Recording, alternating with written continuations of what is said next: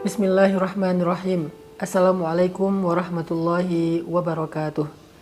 Alhamdulillah wassalatu wassalamu ala Rasulillah wa ala alihi wa sahbihi wa mawalah.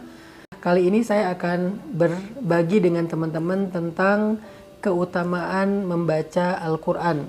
Karena sesungguhnya bulan Ramadan itu adalah syahrul Quran, kata para ulama, bulannya Al-Quran, di mana Allah Subhanahu wa taala berfirman, A'udzu billahi minasy syaithanir rajim.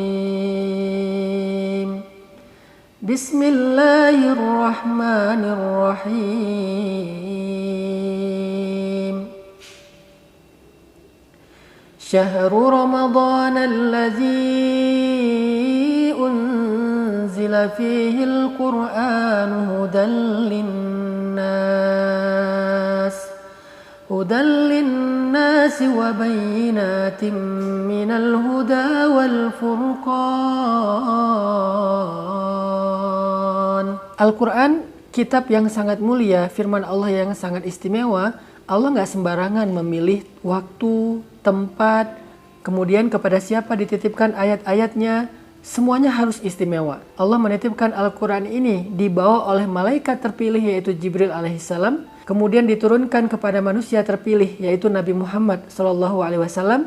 Dan diturunkan di kota Makkah yang mulia dan juga di bulan Ramadan yang mulia. Semua itu menunjukkan betapa istimewanya waktu, tempat, makhluk yang dengannya terkait Al-Quran.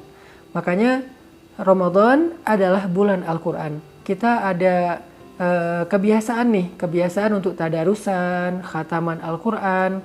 Bahkan di dalam sholat tarawih ataupun qiyam di 10 malam terakhir Ramadan itu, salah satu di antara amal soleh yang paling favorit adalah membaca Al-Quran, baik di dalam sholat maupun di luar sholat. Pertanyaannya adalah bagaimana caranya membaca Al-Quran untuk mengobati hati atau menjadi syifa, menjadi obat terhadap berbagai macam masalah di dalam jiwa kita. Karena Allah Subhanahu wa taala berfirman di dalam surat Yunus ayat 57, Bismillahirrahmanirrahim. Ya ayyuhan nasu qad ja'atkum maw'izatun min rabbikum wa shifaa'un lima fis sudur wa hudan wa rahmatul lil mu'minin. Wahai manusia, kata Allah, telah datang kepada kalian nasihat dari Rabb kalian dan sebagai obat terhadap penyakit di dalam dada kalian dan juga petunjuk serta rahmat bagi orang yang beriman. Di dalam ayat ini Allah menyebutkan Al-Quran adalah obat. Obat untuk penyakit yang ada di dalam dada kita, penyakit hati, penyakit jiwa, perasaan yang tidak nyaman, pikiran yang gak tenang. Obatnya ada di dalam Al-Quran. Dia bukan hanya menjadi bacaan yang bernilai pahala ibadah, tetapi dia juga menjadi sebuah healing. Jadi kalau kita butuh healing terhadap jiwa, rasa, pikiran, dan hati kita, healingnya itu adalah tilawah Al-Quran. Pertanyaannya, gimana cara bertilawah dengan hati agar bisa menjadi healing buat kita? Maka Allah Subhanahu wa taala mengajarkan caranya. Afala yatadabbaruna al-Qur'an am ala qulubihim afqaluha. Kenapa mereka tidak mentadabburi Al-Quran? Apakah hati mereka terkunci? Sehingga Allah mengajarkan kita bagaimana cara membaca Al-Quran yang powerful. Allah berfirman, Afala yatadabbaruna al-Qur'an Afala yatadabbaruna al-Qur'an am ala qulubin afqaluha. Mengapa mereka tidak mentadaburi Al-Quran? Apakah di atas hati mereka ada kunci yang membuat mereka tidak bisa merasakan indahnya Al-Quran? Ternyata rahasia powerful tilawah bagaimana membaca Al-Quran yang bisa menjadi healing itu adalah at-tadabbur. Apa itu tadabbur? Memaknai ayat yang kita baca dengan pemaknaan yang dalam. Kita bisa melakukan itu dengan membaca ayat-ayat yang tematik. Jadi kita nggak harus selalu membaca Al-Quran itu dari awal sampai akhir, dari Al-Fatihah sampai An-Nas. Kita bisa membaca surat ataupun ayat secara tematik. Kita bisa googling misalnya ayat tentang galau. Apa sih ayat tentang galau? Atau kisah-kisah Kita juga bisa membaca ayat tematik dalam bentuk kisah-kisah tentang orang yang lagi galau, khawatir, bingung. Gimana cara dia keluar dari perasaan yang tidak nyaman itu. Nah, ketika kita memilih ayat tematik sesuai dengan apa yang sedang kita alami, kita akan lebih mudah untuk memaknainya. Kita akan lebih mudah untuk tadabbur. Lalu setelah kita memilih ayat itu, kita baca dengan memperhatikan terjemahannya dan kita ulang-ulang ayat tersebut.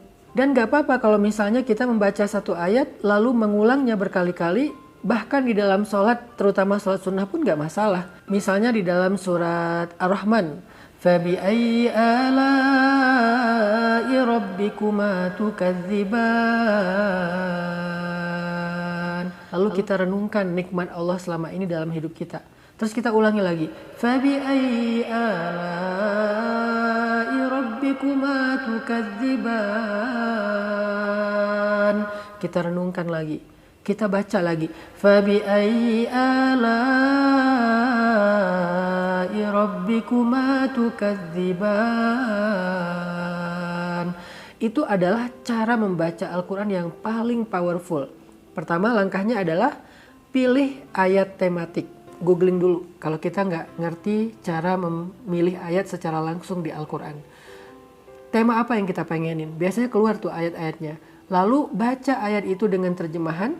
Setelah kita memahami dan menghafal terjemahannya, coba terapin ayat itu di dalam sholat dengan cara diulang-ulang berkali-kali. Sambil memaknainya di dalam hati kita, di dalam pikiran kita. Oh ini maksudnya, oh ini maksudnya. Itu jadi healing banget, itu touching banget, itu powerful banget.